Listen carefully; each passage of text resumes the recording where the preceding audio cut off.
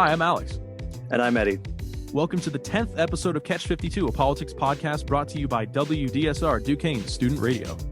We are now 42 weeks away from Inauguration Day 2021 and also very proud to bring you our first interview on our podcast. So let's just get right down to it. Joining us now is a man who has flown drones for the Air Force and has served with the Pennsylvania Air National Guard for 4 years. He's a graduate of Grove City College who came to Perry South, where he's worked with the Pittsburgh Project. He's a man who has retweeted Duquesne's own Twitter-famous economics professor, Anthony Davies. He's a man of many states, from Delaware to Texas to California to New Jersey, and now to Pennsylvania. He is the presumptive Republican nominee for our 18th congressional seat.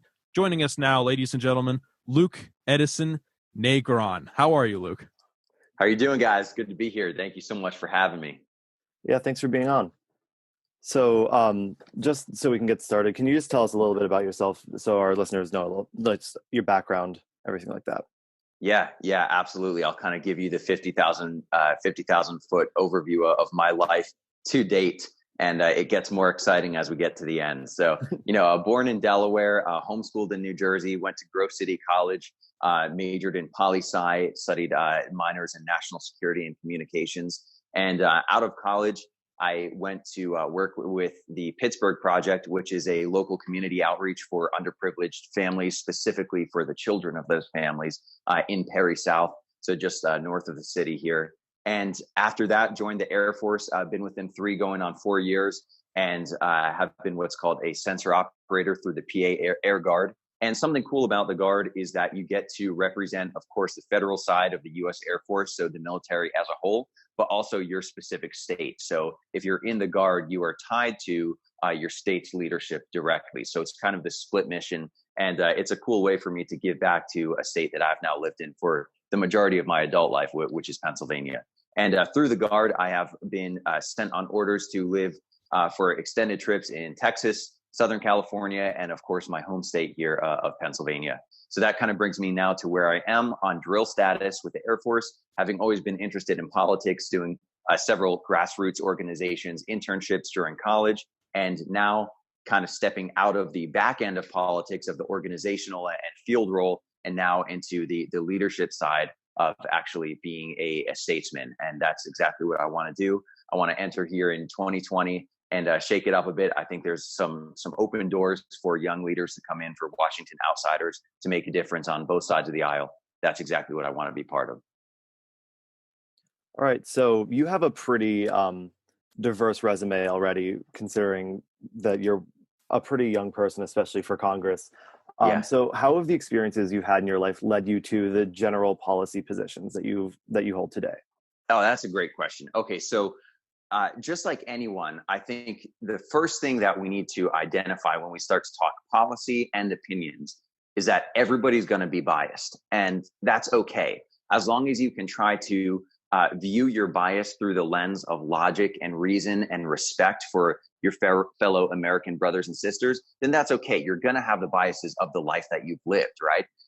And so I am no exception to that. I grew up in a world that taught me a lot of things specific to my lifestyle. So, for instance, being in the military has taught me a lot about what I value concerning national security, concerning the treatment of veterans. And then being a young person, I think I have a lot to bring to the table from having grown up amid our very quickly changing technological market and our job market, which I think my story is not unique to me at all, in that I have job hopped from job to job multiple times. I've moved for jobs multiple times, and I had to work my way through college in working multiple jobs at the same time. And that's something that pretty much every millennial has had to do, because our job market is not the same as the generations before us. So I think something that a lot of millennials find frustration with when they talk to boomers or older generations is the boomers say, like, well, just find a job, settle down, get married, and provide for yourself. And millennials are like, look, I might respect your work ethic, but you clearly don't understand the job market and the world that we live in today, because that's not how it works today. It's a lot harder. It's a lot different. And so being able to relate to that story, having been in the private sector workforce for the last decade, and then also having done some years in the military, I think I bring a lot to the table as far as being able to relate to people today, not people from the 80s or 90s, which is really when a lot of our current politicians entered into political office and they never left. So I think it's valuable to have someone with a modern perspective and a current experience that can be related to Washington and to the Hill. Something that I saw in your background that I was actually really, really curious about is that you spent time working for the Bureau of Alcohol, Tobacco, Firearms, and Explosives. Can you talk a little bit about that, what you might have done and how that might be informing some of your policy positions? Yeah, definitely. So I interned with them just out of college. After the Pittsburgh project, I went to DC for a while and worked with the Washington division there of the ATF, Alcohol, Tobacco, Firearms, and like you said, and they have the "and explosives" tacked on to the end there, even though it's not part of the acronym. I don't know why government agencies, go figure. But those people there were really solid workers and good Americans, and the ATF, especially on the right side of the aisle from conservatives and libertarians, gets a very bad reputation because of things like Waco, Texas and stuff.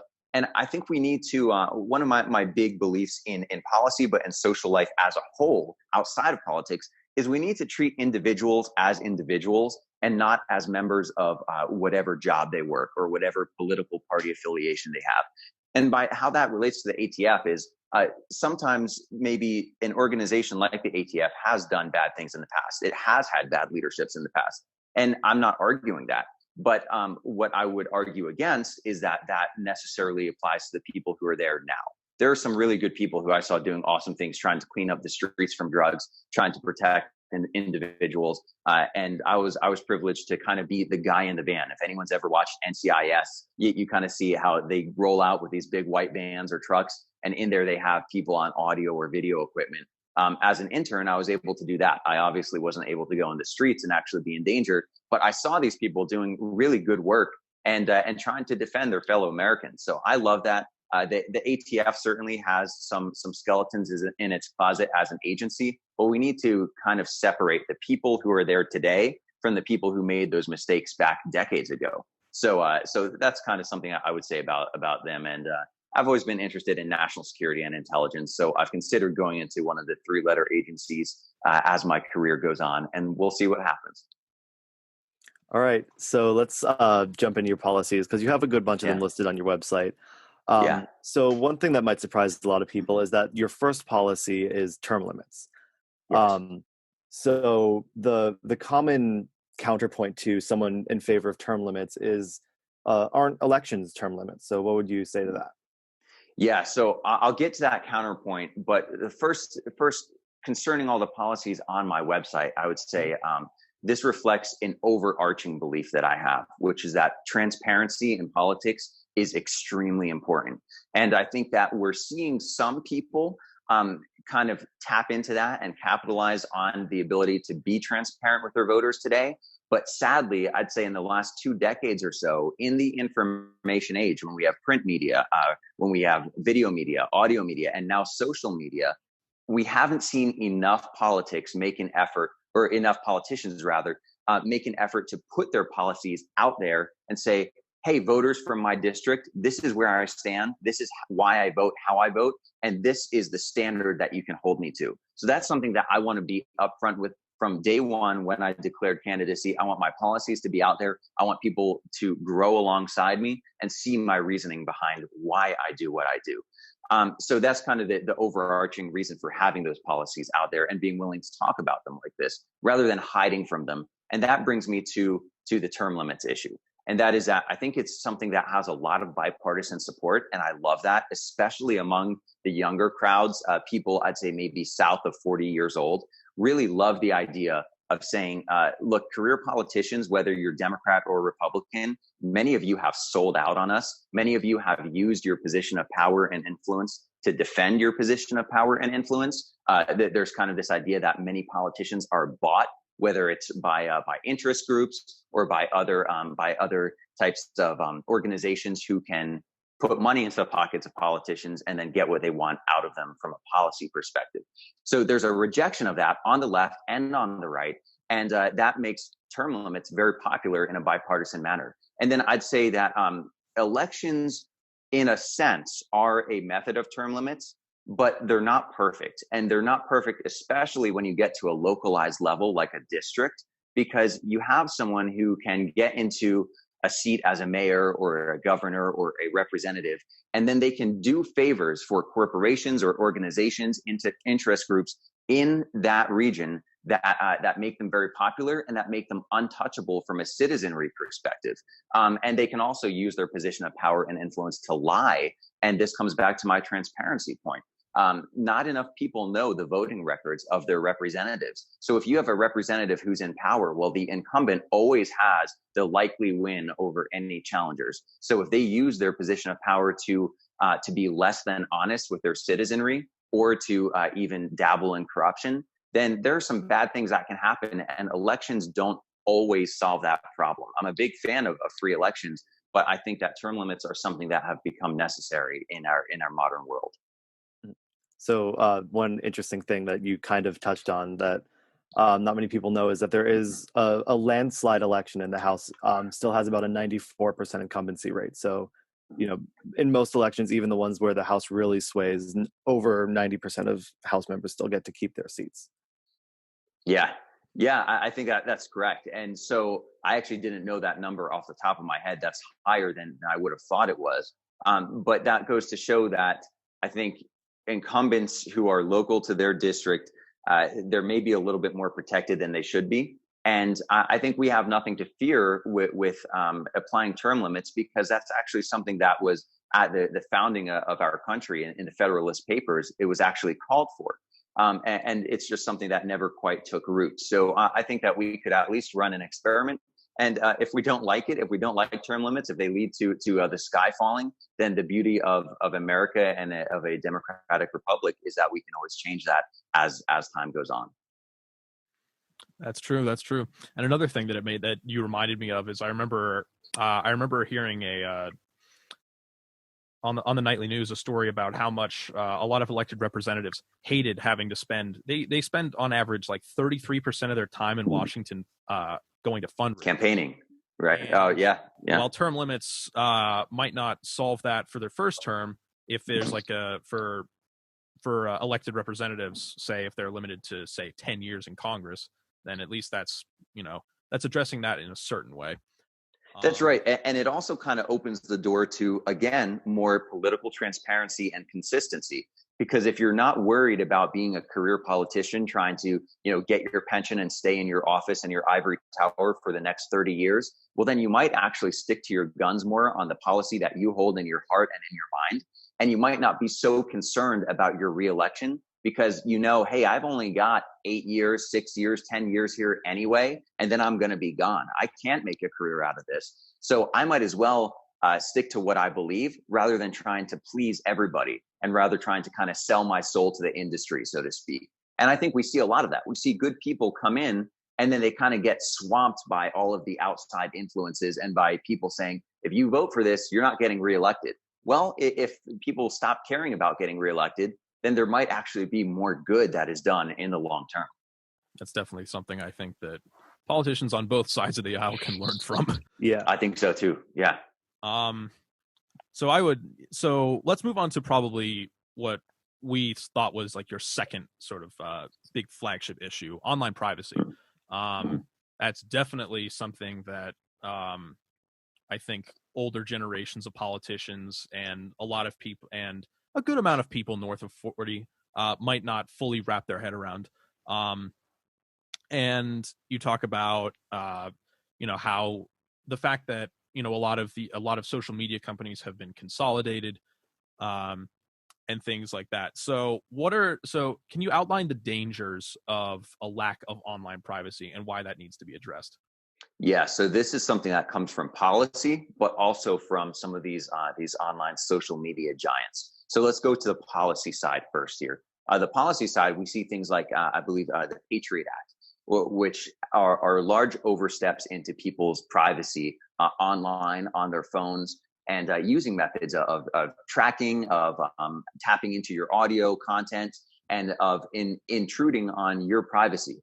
And some of the rationale that we're given is, well, if you're a law-abiding citizen, you have nothing to hide. I think that's ridiculous. I think that's unconstitutional. You know, American law says innocent until proven guilty. It doesn't say if you've got nothing to hide, you've got nothing to worry about. That's a real shift in ideals and in mentality, and that ties into your online privacy. So I think that it deserves to be protected from a policy side, and we have some problems existing in policy that intrude on people's privacy. But then we get to the social media giants, and we get to some issues with shadow banning. I support, as a big supporter of the free market, I think that a private company has the right to ban anyone that they want. They have the right to allow anyone that they want on their platform and to kick anyone that they want off of their platform, However, there should be an insistency for them to be transparent and honest and consistent about what they allow on their site and what they don't.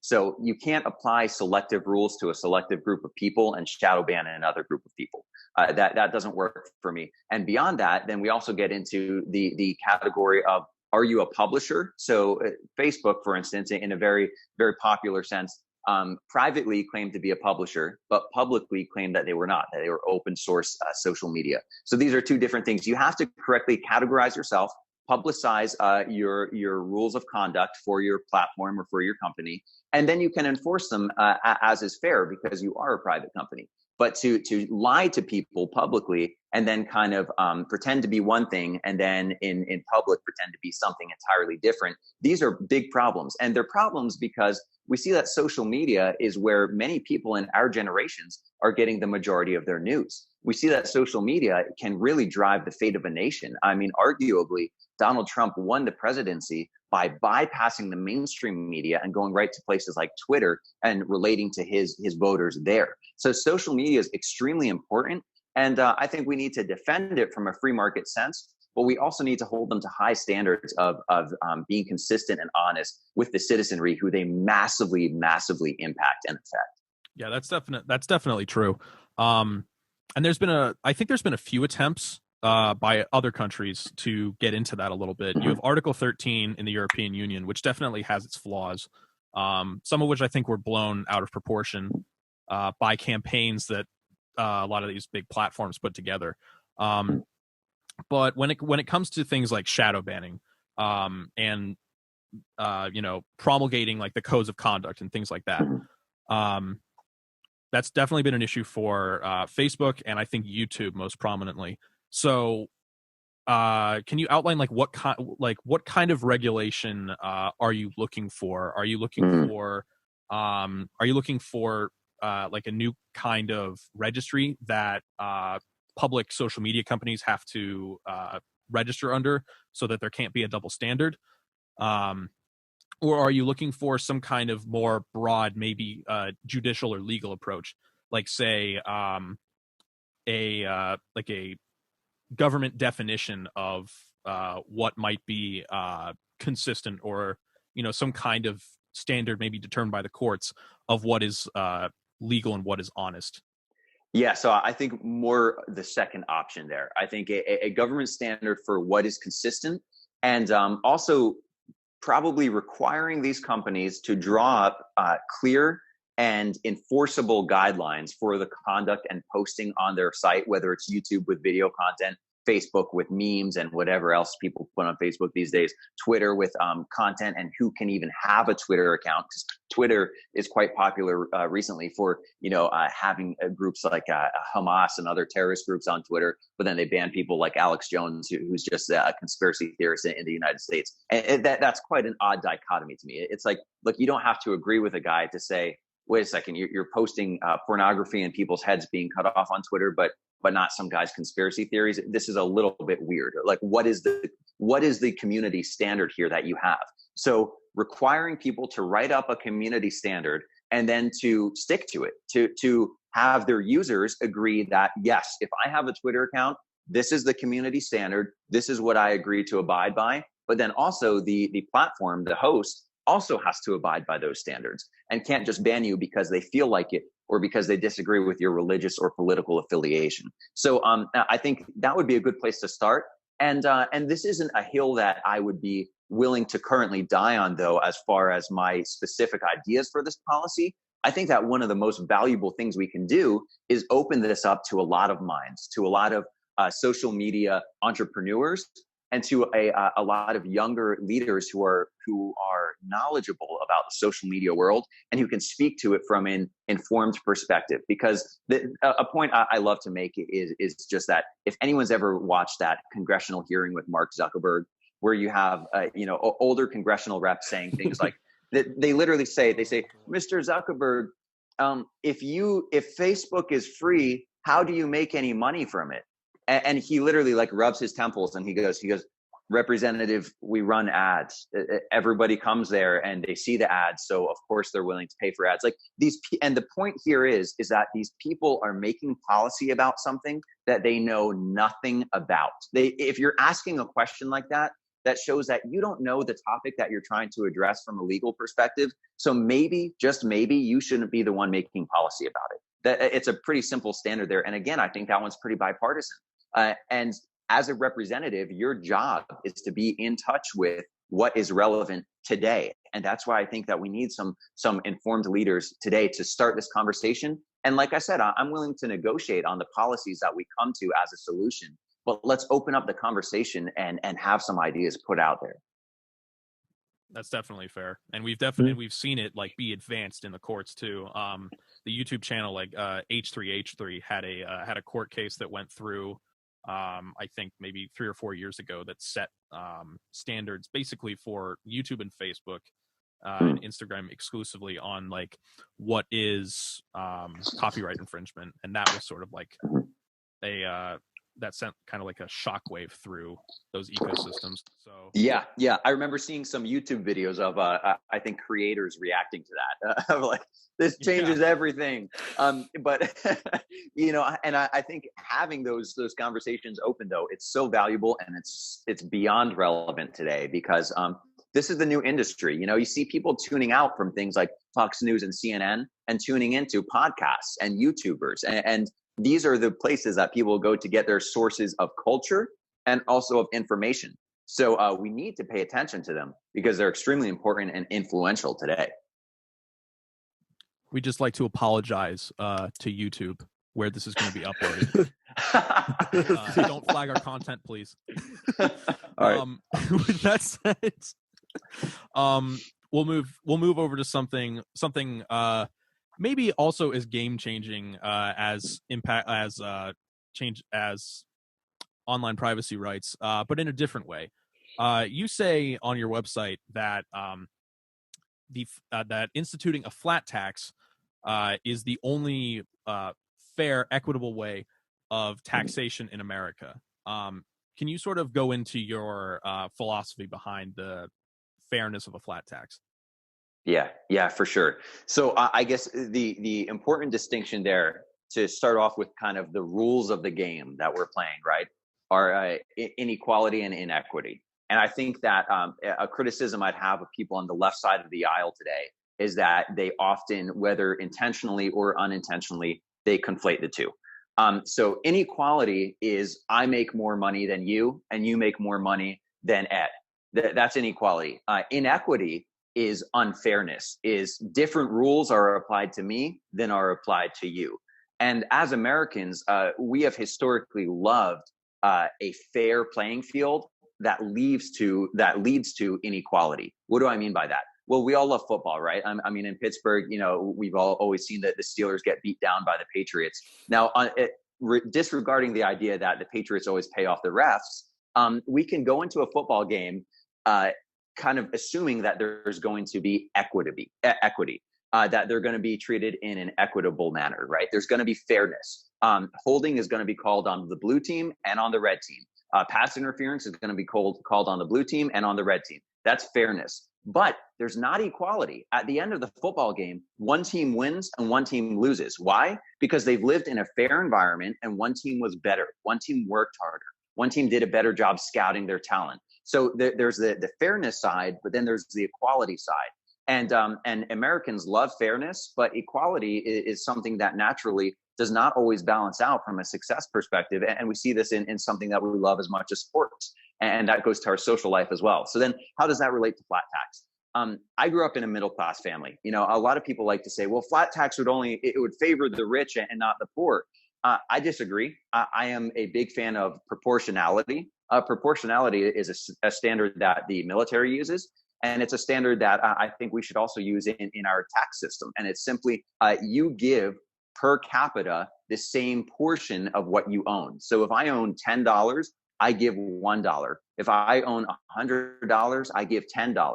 That way, we're all entitled to the same exact rights and protections under the taxes that we file and what they pay for. So they pay for our military, they pay for our police force, our fire departments. That's great. We've all paid in the same proportion out of what we've made. So an argument that someone could make from a defending the rich side is, well, isn't the rich guy paying in a lot more? A guy who makes $1 million is paying in thousands and thousands of dollars, and a guy who makes 50K is paying, a couple $1,000 here and there. So isn't the rich guy supporting society more? Isn't he more valuable? And then get this, isn't he worth protecting and valuing as a citizen more?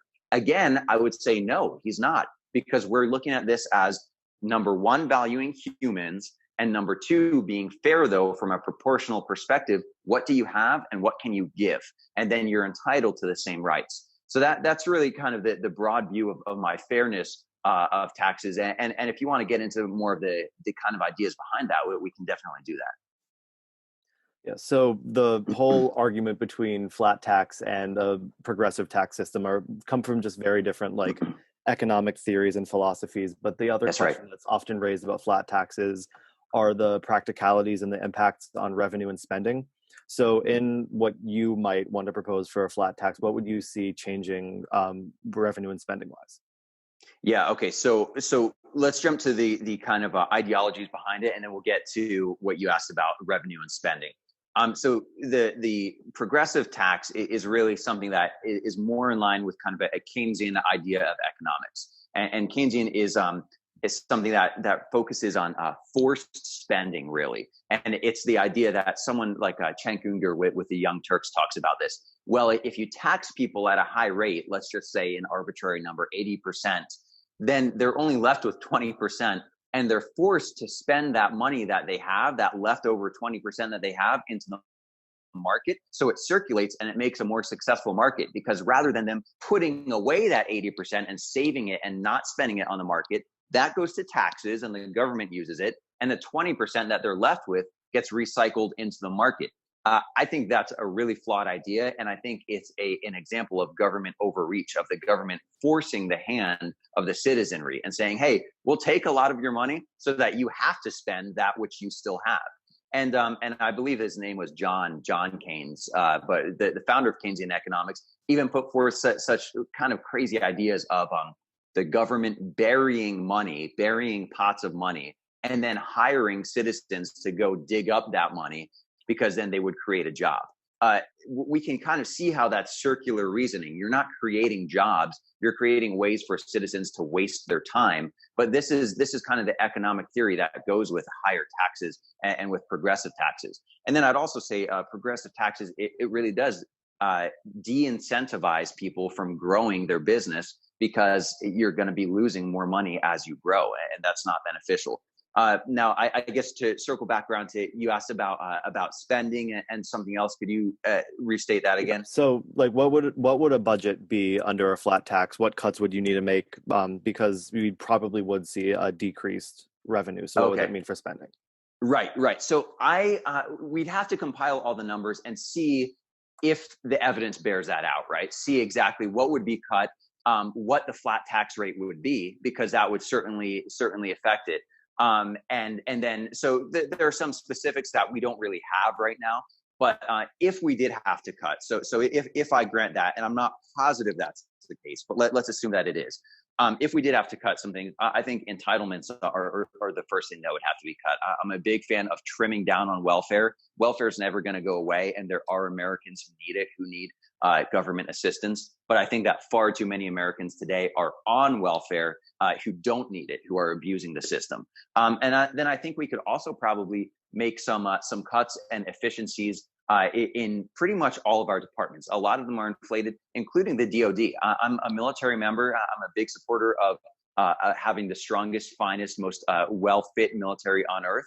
But as a member of the military, I've seen some waste in the military. In the military, we have something called fraud, waste, and abuse, and it's a problem. And it's something that the military comes against. They tried to trim down on it, but it's a known problem because they've identified it as sometimes existing within this sphere. So a lot of Republicans and conservatives, they love to say like, anyone who wants to cut military spending is the devil. Well, forcing the DoD to be more efficient is actually a good thing. It's a good thing for the military, and it's a good thing for the taxpayers. So let's be careful how we spend our budgets in the military, on education, and then let's open up the markets. And I think that we would actually see a better, more reliable tax revenue. And this, again, I know I sound like a broken record, but it comes back to transparency. These different organizations have to be transparent about how they're spending and about how they're using the budgets that they have. And then we can make them more efficient, and we can cut back as is able. That's definitely. I remember seeing a story, I think published by the Washington Post in 2015, that there was an internal report produced by the Pentagon that in the last 10 years, the Pentagon had spent $125 billion on administrative costs, which I understand. Of all the organizations that could spend that much money, the Pentagon and DoD, that's the one. But also, come on, 125 billion, we can do better than that. Yeah. Right. And I think that would actually lead to our men and women being more from a physical perspective, the boots on the ground. If the government gets more efficient with their spending and is forced to be more transparent with exactly how they're equipping our people to be protected, that's going to drive excellence. Actually, that's going to drive people to want to support their troops and to want to see, hey, how are our taxpayer dollars being spent? Not on this kind of pie in the sky, arbitrary administrative purpose. Let's see exactly, where are these dollars going, and how are our leaders defending our men and women who are able to defend us, who are willing to defend us. So, the military is one example, but I think there are a lot of places where we can just be more efficient with our money. And so in the line of efficiency, I mean, given the times that we're in right now, I think the idea of a balanced budget is kind of off the table right now. But whenever we get back to normal, that will have to be a conversation that is had because of the insane amount of deficit spending that we have to be doing right now. So are balanced budgets kind of a priority for you, or is deficit spending something that you're like willing to, work with as you can? No, balanced budgets, I think, are a must. It's pretty inexcusable, actually, that you and I will get fined and or thrown in prison if we essentially don't balance our personal budget, right? We just luckily tax season was extended, which is like, thank you, big brother. That's cool that we have till June now or whatever it is. But if we fill out our W-2s and we don't balance our own budgets, or we can't pay our taxes, we pay fines or we go to prison. What happens if the government does the same exact thing? If they don't balance their budget, which, oh, by the way, is built off of money out of my pocket and your pocket, the government just borrows more money, or it just prints more money. That's so wrong. It sets a really bad precedent and standard for us. And there's no reason for our elected officials whose job it is to balance the budget to not be doing that. So balance a budget, live in the black, not in the red. And then care about future generations, your generation and my generation. Currently, as things stand, we are not going to see Social Security, which I'm 27 years old. I started working when I was 15, 16 years old. For more than a decade, I've paid into Social Security. You've been paying into Social Security. We're not going to see it right now. Mathematically, it figures out that by the time we get to where we should be collecting, it's going to be gone, because the government has dipped into it for other purposes, and because the government, again, hasn't had efficiency in their spending. So we need to balance these budgets and care about the future generations who right now we're living off of their blood, sweat, and tears. Yeah, so actually on the topic of Social Security, it is estimated to run out by 2033. So what would you want to see to help sustain that, if that's your goal, or otherwise change a retirement security system?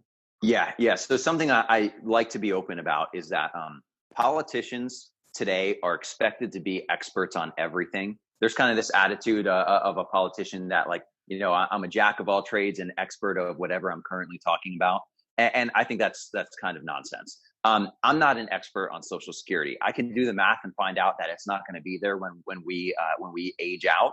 But I'm not an expert on the system. So that's first something I'd want to put out there publicly is I would be willing to work with people who are experts on this. I think politicians need to be willing to come out and say that. However, some ideas that I do have as a non-expert are, our life expectancy now is longer than when Social Security was first implemented. Our retirement age is thus able to be raised. So we might want to consider raising the retirement age. However, that does have some negative blowbacks that might not be worth it. So we can talk about that.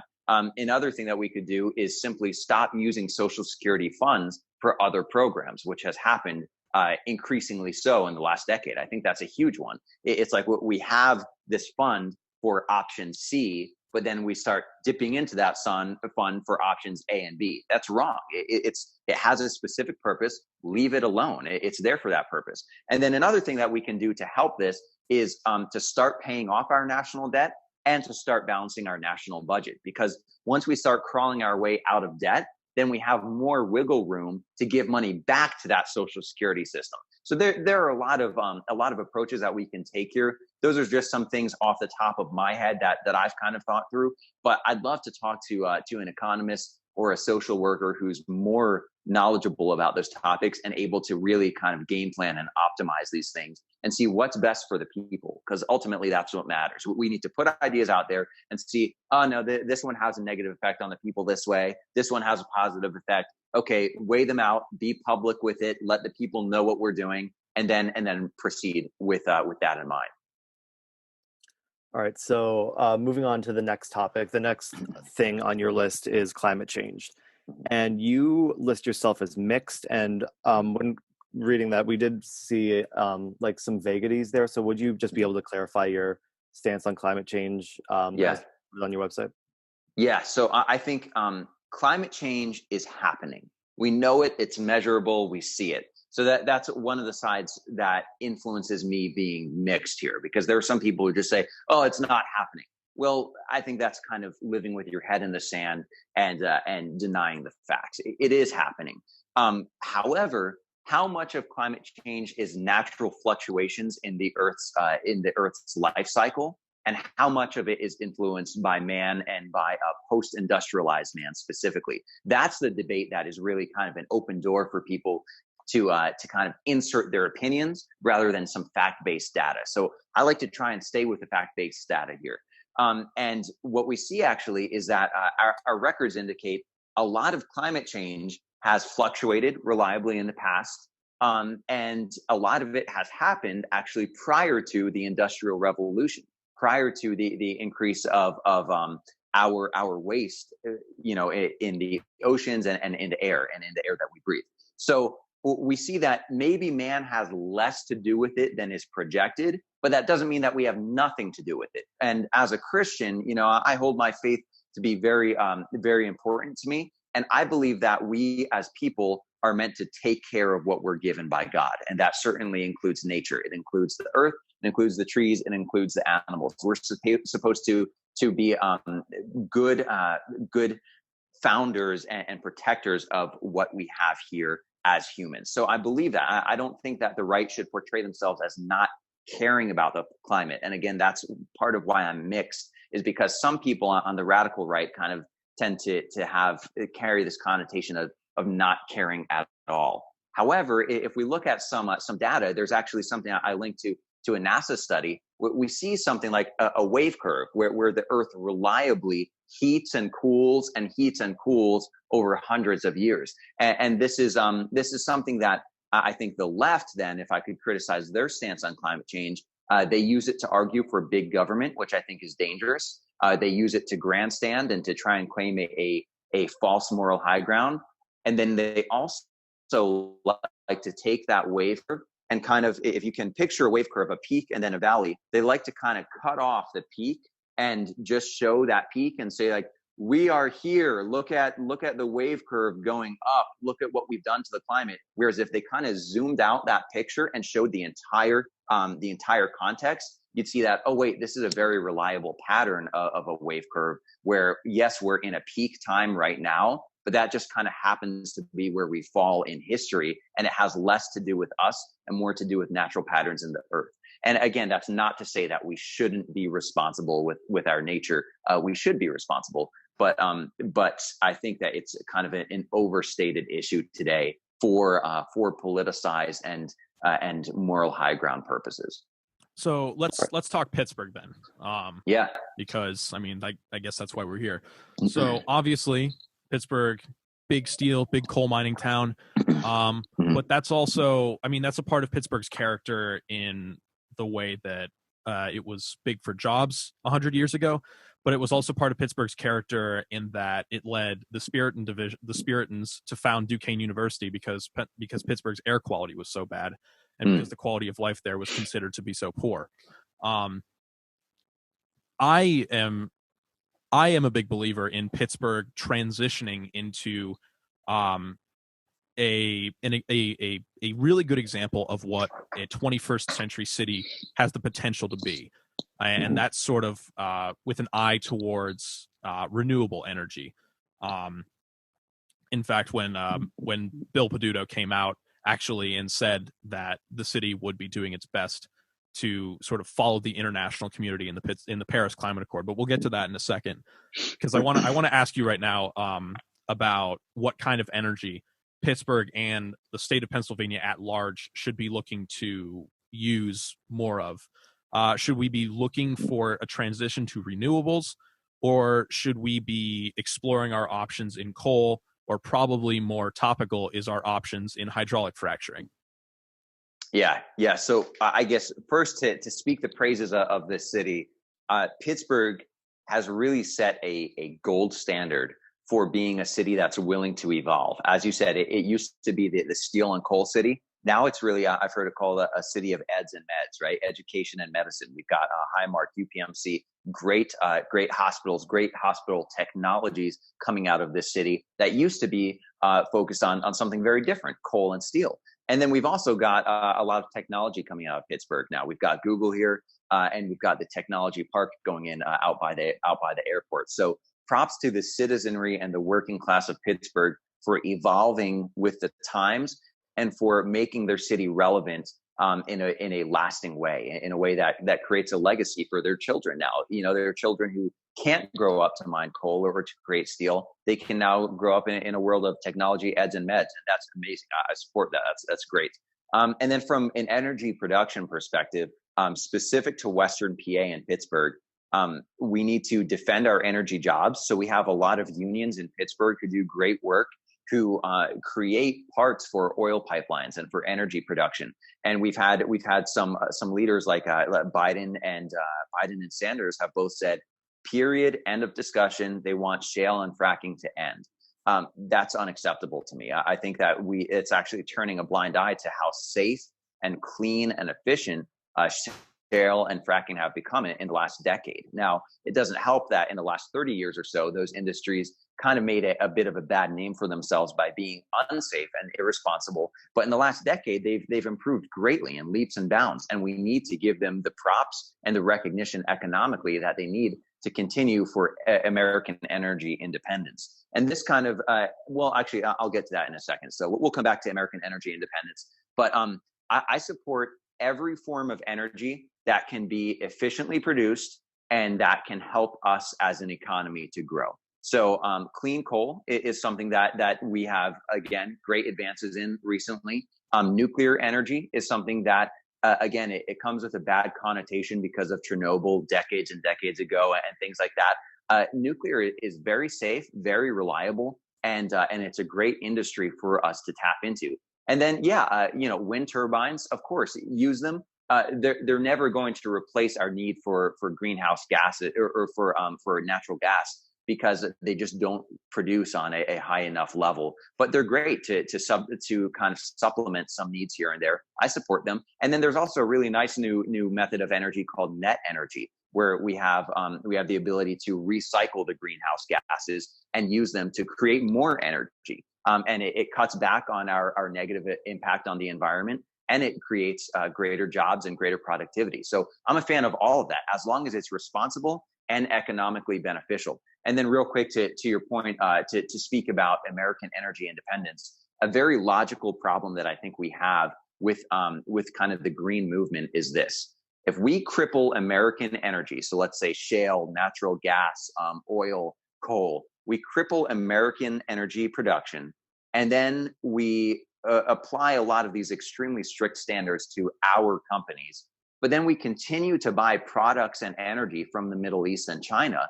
Well, all we're doing is subsidizing people who don't abide by the same safety and economic protection regulations that we abide by.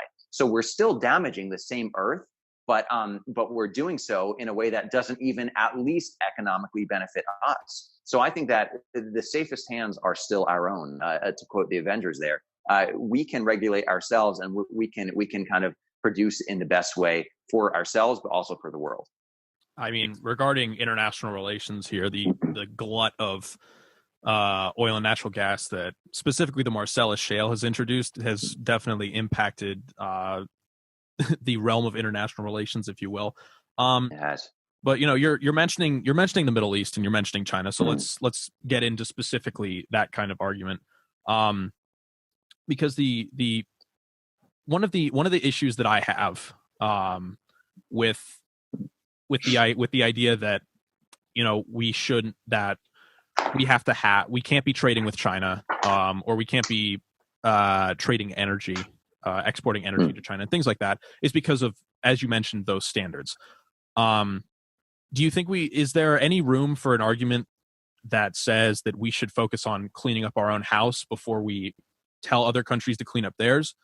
Or should we be, walking in, the metaphor is lost on me. Should we be doing both at the same time? So I think there's some merit to that.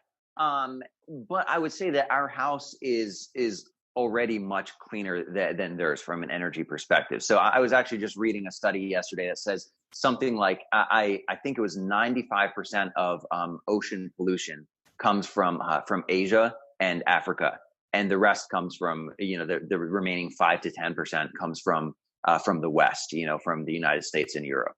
So things like that kind of tend to point in the direction that the United States as a country is already much more responsible with their energy and with their waste than some of these other countries and regions. And then I'd also say that it's interesting to me that people like Greta Thunberg, who's very popular in the green movement recently, another young leader who has made a big impact. She comes out against the West, against Europe and the United States in a very vehement manner, but she's almost entirely silent on China and the Middle East, who are measurably multiple, a lot worse in, let's just say, in their economic impact than the United States is. So I think, we should have our own house in order, and we should hold other people to the standards that we ourselves are willing to uphold.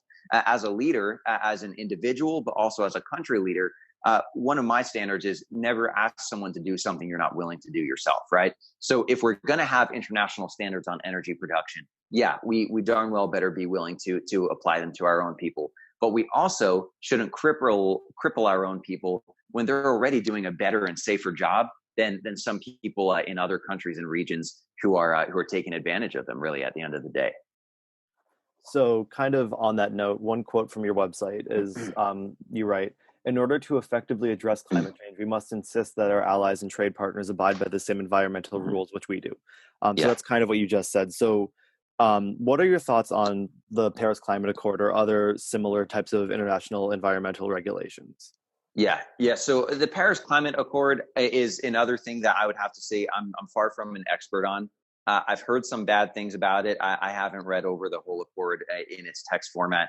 But so if what I have heard is true, it's got some major problems. But the underlying idea of an international agreement for all energy producers is a good idea. So if we're going to say, hey, look, we're applying these standards to the United States, but we're still going to buy from China and the Middle East, To me, that's not good enough, because all we're doing is crippling the United States while still paying other people to play by more free rules than we play by.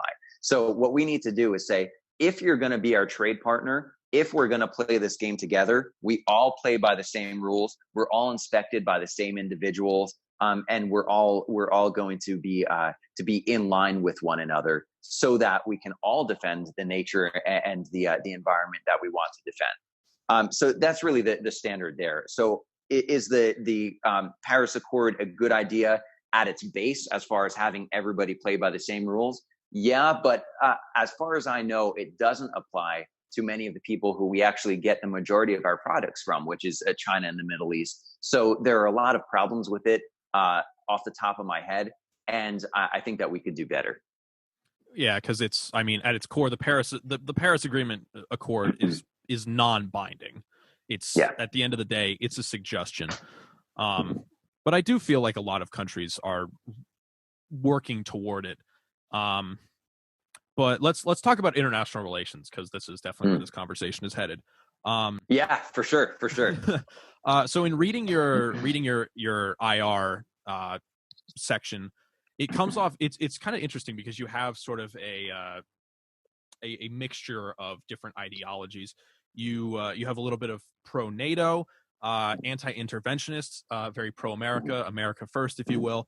But also there's like a very pro-fair trade flavor to it. Would you agree with that? That you're absolutely. So in that sense, let's talk about probably the most pressing one of the most pressing international relations issues for Americans today, which is probably Afghanistan and Iraq. Now, troops are coming out of Afghanistan steadily. We think it's still a little bit unclear. But would you support a continued withdrawal from Iraq and Afghanistan? If so, would it be gradual or would it be immediate? Yeah, I think it would have to be gradual. I would support a continued withdrawal of our boots on the ground. And this really ties into something I wrote in the IR section there, which is that nation building is something that I am pretty broadly against.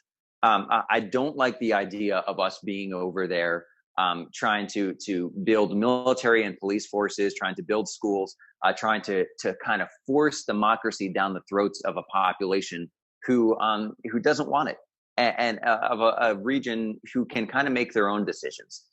So I'm very against nation building. I'm very against our money and our blood being spent on building other people's nations.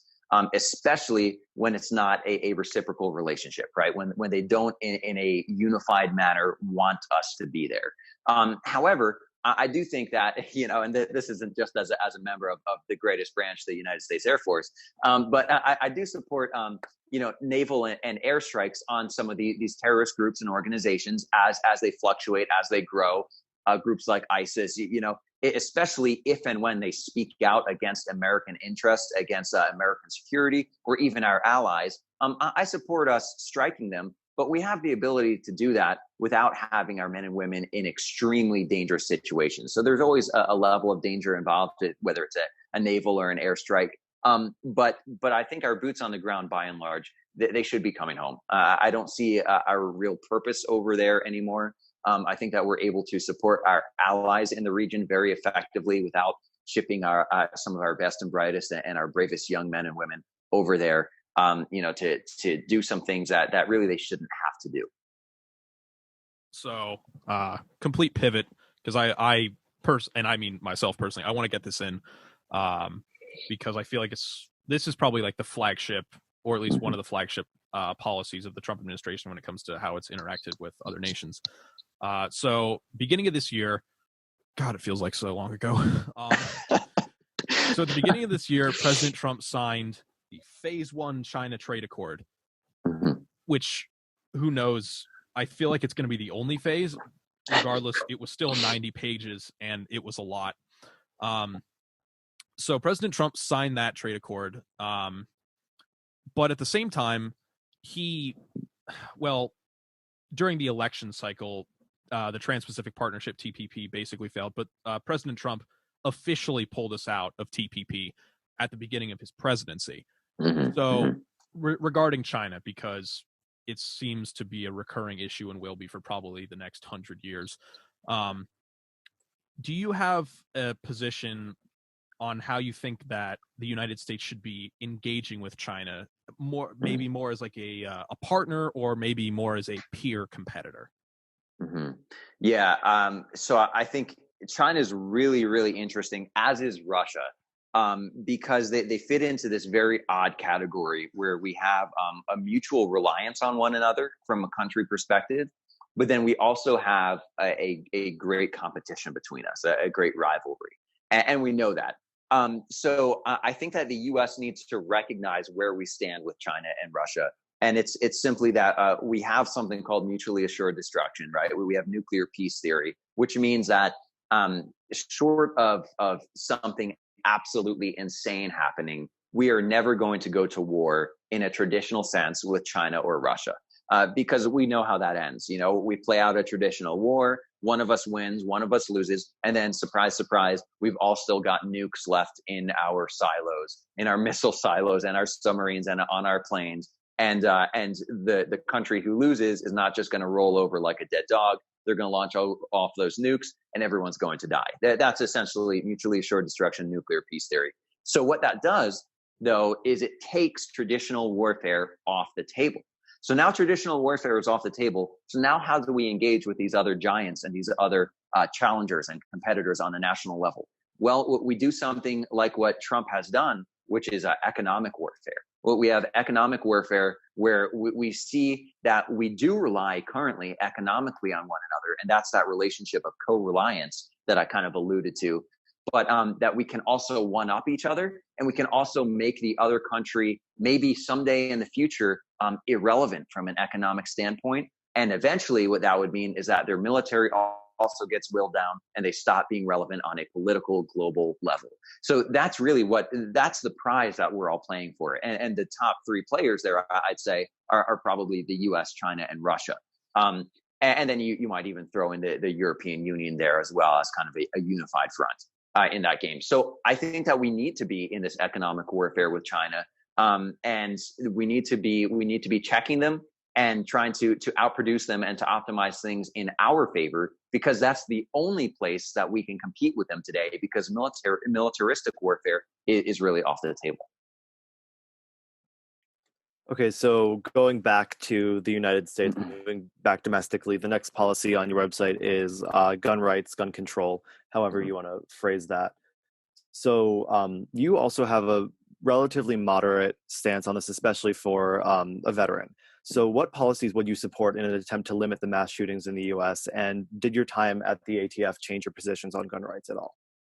So no, my time in the ATF didn't. You know, I'm a casual hunter. I concealed carry. I was a national level competitor in 22 small bore rifle, and those are things that I, no pun intended, carry with me. And I don't see myself changing on that. However, I think that there is a tendency on the right to kind of turn a kind of cold shoulder to people who have been emotionally impacted by gun violence. And I think that that's something that we should definitely open up a relationship about politically and socially. We need to talk to those people and see, for the moms who are scared to send their kids to school, how can we set them at ease? And one of the things I'm not willing to budge on, though, is that the way we set these people at ease, the way we take care of our citizenry, is not by giving away our rights. It is not by giving up the Second Amendment. However, I am a supporter of, I know it's kind of like a meme idea on the right side of the aisle, at least, but of having armed guards at schools. Actually, I traveled to Rio de Janeiro in Brazil not too long ago. They have a lot of in their more top tier schools. They have armed guards there, and they're extremely safe. Even though Rio is an extremely dangerous city, other schools are very safe. They don't have school shootings. They don't have tragedies like we have here because of that security that they have there. So why can't we do that in the U.S.? And some people say things like, well, I don't want to live in a reality where my kid has to be defended and protected at school. To which I say, look, I consider myself a realist. I'm sorry, you do live in that reality. Like what you're saying here, you're not making an argument against it. All you're saying is that for emotional reasons, you're not willing to accept the reality that you're in and defend your children. That's really what you're saying. Because even if we took away the Second Amendment and made all guns illegal, a lot of crimes, a lot of even these mass shootings happen with illegal firearms and firearms that are modified in an illegal manner. So what does that tell us? That tells us that there are already laws against these guns. So if we made them illegal, those bad guys who broke the law to have them anyway would still have them. And a lot of these shootings and crimes would still happen. So that's an argument I'd give for people to understand. It's not as cut and dry an issue on either side of the aisle as we tend to make it. I think we need to value our people. We need to protect our people and to treat them as worth relating to. But we also need to make it clear, what does the data show and how can we best protect our rights and our citizenry? So, all right. Just trying to make sure we can fit everything in here. So we talked about school shootings. Let's move into education reform, because that's definitely something that a ton of people in the 18th district care about. Western Pennsylvania is sort of that kind of a hotbed for education as an issue that really drives voter turnout. Yeah.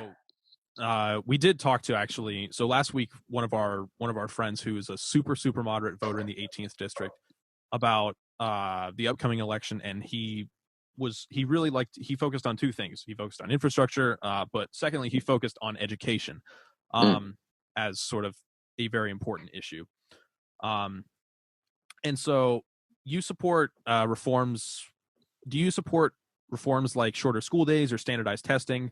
And what other policies are you looking to support to make K-12 education more efficient and ultimately more successful? Yeah.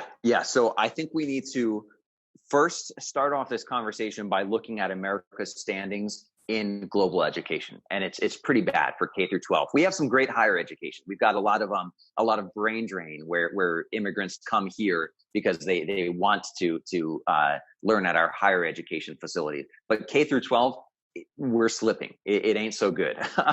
And I think we can learn a lot from some European countries who do have shorter school hours at young ages for, let's say, maybe K through 5, K through 6. They encourage hands-on learning, outdoor activities. These are things that multiple studies have actually shown encourage brain growth and brain formation or in ways that will impact you as an adult then. So your young and formative years are extremely important. And I don't think we do our kids any favors by overworking them with things that are not hands-on at a young age, when they're 5, 6, 7, 8 years old. So that is one thing that I think we could learn from Europe on. But then beyond that, I'm a big supporter of school choice. I think we need to create some competition in the education realm. And we need to support some private schools, some homeschoolers, people who do great work. And really the idea that I have here is let's have a yearly standardized test, and just to make sure that everybody is getting the education that they should. And people can come in and test and show that they're at, let's say, a 6th grade level, a 7th grade level next year, and then an 8th grade level the following year. And that way we ensure the quality of everybody, because I know some of the concerns for people who don't like homeschooling or private schools are, well, what if we just have lazy teachers or lazy parents who don't teach their kids at all? Okay, well, fair enough. We can negotiate on that. Maybe let's have this yearly standardized test to make sure everybody's held to the same exact educational standard. Now, I'm not a huge fan of mandatory education. I think that might be something that is an overstep. But since that's currently the reality that we live in, that's why I come to the standardized testing option. So just to be clear about that. And then beyond that, I just think creating competition in any sphere is going to drive people to be better, and to be better for a lower price point. So if you're selling cookies for 50 cents, I want to make a better cookie, and I want to sell it for 45 cents, because that means that I'm going to undercut you and I'm going to get a lot more product out there than you do.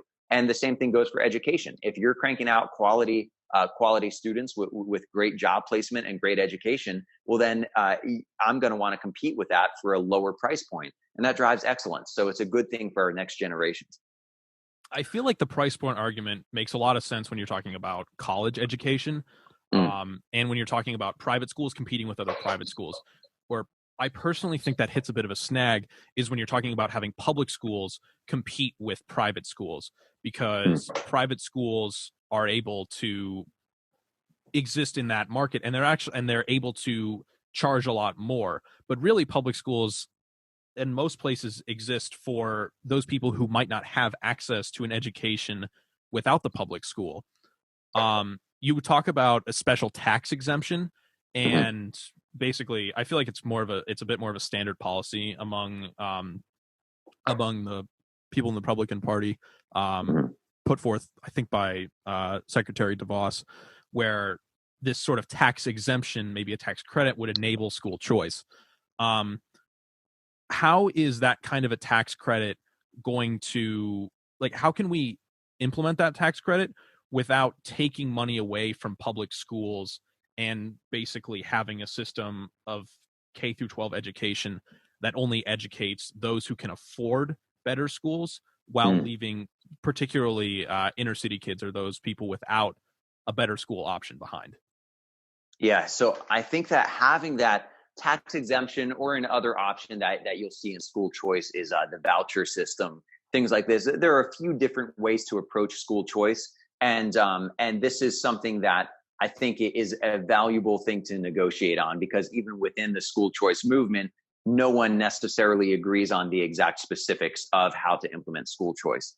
However, I think that if we applied school choice to every region, and including inner city regions, and gave those inner city individuals the ability to have a voucher or a tax credit to go to a private school locally. So the same money that you're paying in taxes to your public school, you can take that and go to a private school. I think that actually would likely open up the doors for those individuals to have a higher education and a higher likelihood of success in the future than they currently have with only one choice, which is the public school. Because guess what? Mom and dad pay into the public school, so all their money goes there. Now they have no extra money to even think about sending you to a private school. Whereas if those same lower income individuals had the ability to have this tax credit or this voucher, I think that would actually help them a lot more than it would hurt them.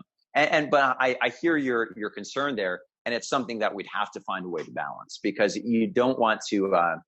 I hate to use a Bush line here, but no child left behind, right? I mean, you don't want to leave any kids behind, and not in the sense of supporting that program per se, but the idea and the talking point there, I think, is right on, and it's that you can't leave any kids out in the cold because they weren't worth it or something like that. That's just wrong. All right. So one last question on education, and then we'll move on since we have about 15 minutes left.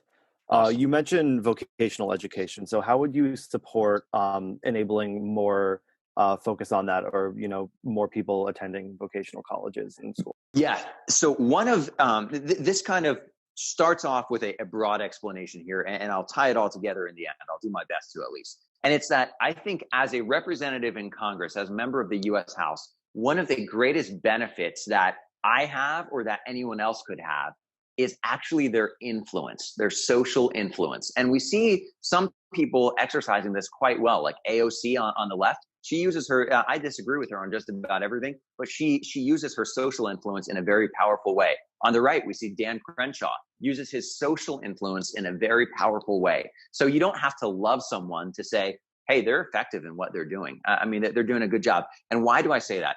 Because the American governmental structure, specifically Congress, so the House and the Senate, it's created to rely on a sense of deadlock. There's a lot of political back and forth and deadlock.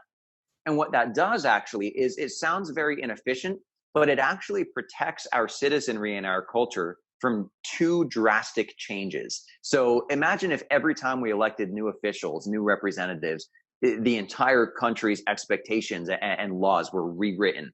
Well, that would kind of throw us into a very turbulent sea of national crisis. However, when we have this political deadlock, this back and forth, this negotiation that's entirely necessary, we see that not a lot gets done, but there's kind of a slow transition of change. And that's actually a good thing by and large for our culture, because it shows that we value our past, but we are also willing to slowly change in the future. And some people would say we don't change fast enough. And sometimes I agree with that, as we discussed earlier on the technological standpoint. But I think that there's some quality to that political deadlock and the required negotiation. Now, with that, a lot of representatives tend to feel like they're kind of not doing anything. They're worthless because they feel like, well, I'm just one rep and I'm stuck in this political deadlock.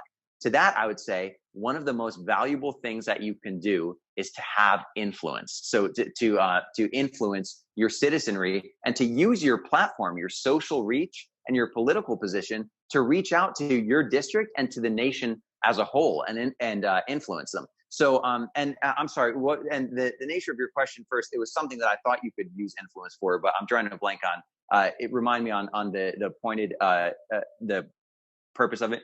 You mentioned that you would like to see an increase in vocational education. So how would you enable that? Okay, so you can then use your influence to normalize a sense of vocational education. So right now, I think we would probably, the three of us would agree, and correct me if I'm wrong, I don't want to put words in your mouth, that we were raised in a culture where the kind of idea and expectation was, if you want to be successful, you go to college. Excuse me, just got a low battery warning there. You still there?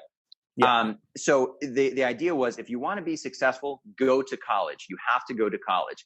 Well, I went to college. You guys are obviously going to college. I loved college. I thought it was great. It was really good for me. However, I would like to normalize, using my social influence, the conversation of, you don't have to go to college. It's not for everybody. Just like the military is not for everybody. It's a great thing to do, but that doesn't mean it's the only way to find success. Some of these people who go to vocational and trade schools end up with more prosperity, making a lot more money and a lot more stability in their lives than those of us who went to college and got, I majored in political science. I've heard it called a barista degree in a joking sense, because people who major in political science and history and English, they come out and the only job they can get is as a local barista, in a Starbucks. And so meanwhile, you've got these people who are plumbers or blacksmiths, and they're making 80 to 120K a year as soon as they get out of their trade school.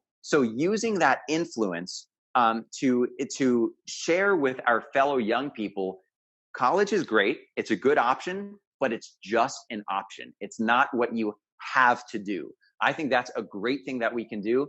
And again, that's something that I don't see enough representatives capitalizing on. You've got a great reach as a rep. You've got some influence. Use it. Influence the young people and encourage them.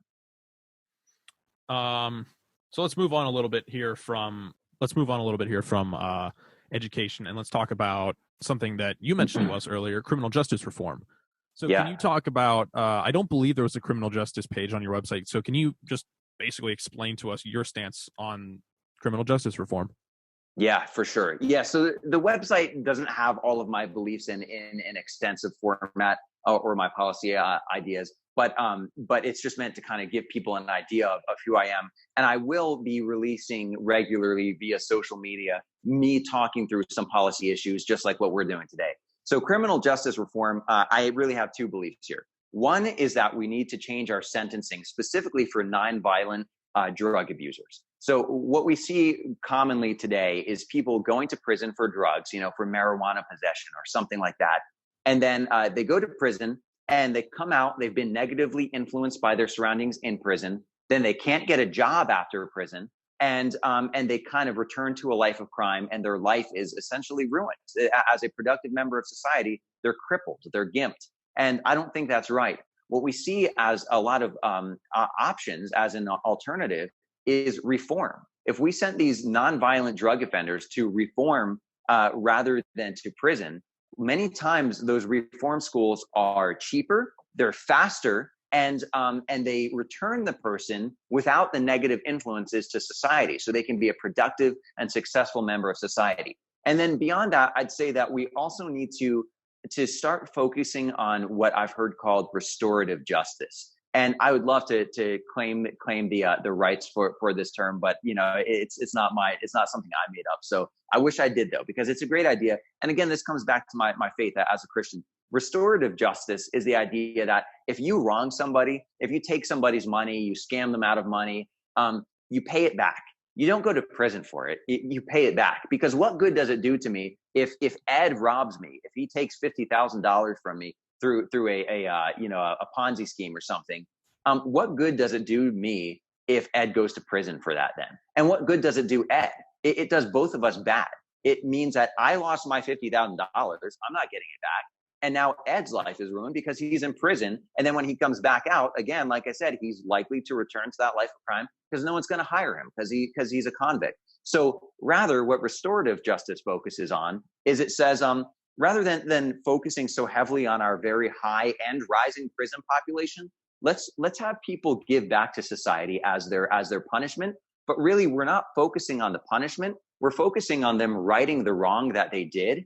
And then through them righting the wrong, they have to make some personal sacrifice, and that's the punishment. So now instead of Ed going to prison, he has to work, gain that $50,000, and pay me back. And by the way, that wasted time that he has in gaining that $50,000, that's his punishment. I think restorative justice like that is a lot more fair. It protects our citizenry and builds our culture a lot better. And then the last thing I'd say is I don't love the idea of privately owned prisons. I think that incentivizing someone monetarily to take away someone else's freedom it's an open door to corruption. It welcomes at least the idea of corruption, because if I make my money by imprisoning you, then I don't make my money if no one goes to prison. So I'm not saying every prison owner is corrupt. I'm just saying it opens up the possibility and the door to corruption. And I don't like that. That's definitely fair.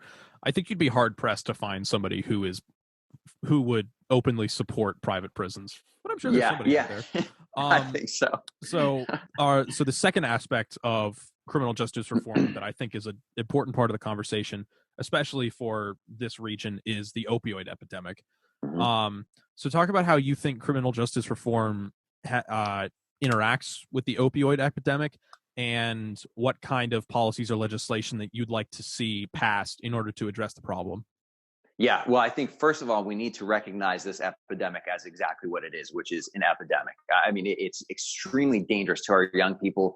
I've seen estimates of the youngest age of kids being introduced to drugs now in school is somewhere between 9 and 12 years old. That's insane. It's so dangerous. It's destructive. Every stat that we have in a bipartisan manner agrees that kids who are exposed to drugs have less likelihood of success, higher likelihood of broken marriages, of ending up in prison, of all these terrible things that ruin people's lives. So we need to first open up this national conversation and recognize it as a danger that it is. And it's seeping not only now, like it used to be in our high schools, and that was bad enough. Now it's seeping into our grade schools. That's really bad. So recognize it first. And then some of that sentencing that I mentioned, we need to start treating nonviolent addicts and criminals as people who need help rather than as bad people per se. So if we can start to send people to reform and try to add them back into society as a strengthened and an enabled individual, as an empowered person who has overcome what they've gone through, I think that would be really valuable, because most of us have either a close family member who has struggled with drugs or have even lost someone. I know people who have died from overdosing, and most people have someone in their extended sphere who has overdosed and possibly died from it. So this is something that we really need to start getting a rein on, and we need to start treating these people as people who need help rather than people who need to be locked away in our prisons. And by the way, paid for then by your tax dollars. I mean, the money is not the focal point here. The people and the value for people is, but it doesn't hurt that we would also be saving money by protecting these people's rights. Yeah. So that also ties into healthcare, and obviously, we couldn't talk about healthcare without mentioning why we're not talking to you in person today. So, what do you think of the current administration's handling of the coronavirus outbreak as of so far? I think that Trump has done a pretty good job. I think no one's perfect. I think that there are some criticisms that we could have been more prepared for it if we had better infrastructure in place in the United States from a medical perspective. I think there's some merit to that as someone who really supports us having our national independence here from a production standpoint, and that certainly extends to the medical sphere. Yeah, I think some of that exists, but some of that is on the shoulders of the past administration too. Actually, I think there's an interview where Anderson Cooper asked Joe Biden, "Why didn't you and Barack Obama recognize the fact that we were short on face masks as what had happened after H1N1, the swine flu?" So I'm not saying it's all Obama's fault. I'm not saying it's all Trump's fault. There could have been some better preparation, but I think in reaction, living in the world that we live in his reaction time and the things that Trump has done, he's done a pretty good job to protect the people and to keep everyone's spirits up. And I think that his approval ratings really speak to that. Over 50% of people are happy with the way that he's. Sorry, you guys still there? With the way that he's reacted here. So yeah, I'm a fan of it. I might have liked to see him push back a little bit on this big omnibus bill that was recently passed. I think there's a lot of reckless spending in kind of coupled into that bill, rolled into it. A lot of what would be called pork, things that have nothing to do with the intended purpose of the bill, but are just kind of thrown into the bill for someone's personal interest. I don't like that, and I think he could have pushed back on that a little bit. But that's my general take. All right. So one last question on healthcare, and then we'll start wrapping up. You don't mention much about healthcare in your website. So what type of legislation would you like to see, and would you support if you're elected? Yeah. So I don't like the ACA. I'll say the Affordable Care Act, Obamacare. I think it does a lot to take away America's free market independence. I think that healthcare is a service. It is not a right. So I have a lot of friends in the nursing industry. I have a lot of doctors in the family. These people put in time and work to get their credentials and to be able to run what is a business. They're treating you and you are paying them. This is a business. They're not your slaves. You don't have a right to force these nurses or doctors to work for you. And then another problem I have with the Affordable Care Act is what level of care is a right. So for the people who argue that healthcare is a right, well, at what level? Because different hospitals have different success ratings. Different hospitals have different levels of quality. And are we talking about Johns Hopkins here, one of the leading hospitals, or are we talking about some small, kind of podunk, rinky-dink local hospital for the lowest bidder? What level of healthcare is a right, and what level is too much for the taxpayers to pay for? Because we certainly can't pay for everything. I mean, even Barack Obama acknowledged that there would have to be limits on what's included in the ACA, Affordable Health Care Act, or Affordable Care Act. So that's kind of this amorphous thing that needs to be solved for those who support a one-payer tax healthcare system. So I'm not a big fan of it. And then also locally, it undercuts a lot of work that our local unions in Pittsburgh have done. They've really bargained away a lot of their higher wages for better healthcare packages. And if we brought ourselves to a centralized federal healthcare system, then all of that negotiating, all of those benefits that they have fought for as unions, they all go away, because now their healthcare plans, their Cadillac healthcare plans, they don't matter anymore, because we all have one centralized healthcare. So and again, I guess I've said a few times through this, I'm a big supporter of competition to breed excellence, and making a one payer system really removes any competition from the field. So I'm not a big fan of it. Just a quick thing. What's your stance on how pre-existing conditions factor into this? Would you support legislation that protects people with pre-existing conditions, or do you think that takes away too much from the rights of private businesses in the interest of competition? Yeah, I think it takes too much away. I think people with pre-existing conditions currently, I have family members with existing conditions who pay for healthcare, and I think that's okay. We need to treat people as individuals, and we need to treat them fairly. And something that we can do, though, is kind of implement more transparency on the part of health insurance providers. Because if we open up competition between them to make them more transparent, and that is somewhere where I would support legislation. I think there is abuse on insurance providers, driving up drug costs and also abusing the people who buy into their insurance. So we can optimize policy against these big corporations who abuse people from an insurance perspective, but that doesn't mean that I think we should dictate how everybody is treated on an individual market level basis. All right, so one last question, and then we'll start wrapping up. Just give us your 60-second pitch. Why should the people in Pennsylvania's 18th district vote for you in November? All right, yeah, I love it. So I believe that the people should vote for me because I am one of them. We've seen people like Paul Ryan saying he does P90X, Joe Biden saying that he takes the metro into DC. You know, this nonsense where politicians love to try to pretend that they're just a normal citizen. And we know that you're not. You haven't been one of us in the working class for decades. You haven't been someone who lives the life that we live for a long time. And we've got a lot of that today with our incumbent in Pittsburgh. And now I, on the other hand, grew up with my fellow millennials. I'm 27 years old. I've been a military man. I've been a working class man. I grew up in a middle class family. I know what we go through today, and I focus on relating to the people of Pittsburgh and to the American people as a whole and building that relationship. I believe that you can work through your policy differences as long as there's an open relationship between the representative and the individuals who they're representing.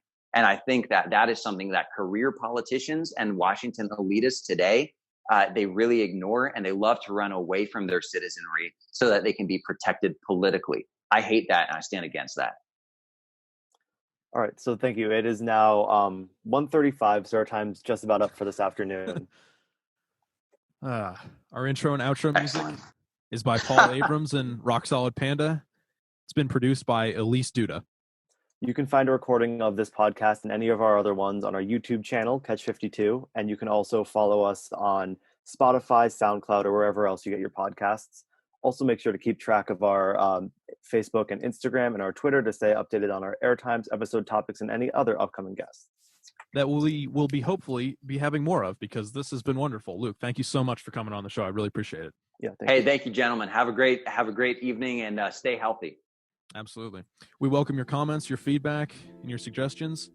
And as always, have a good Friday and a great weekend.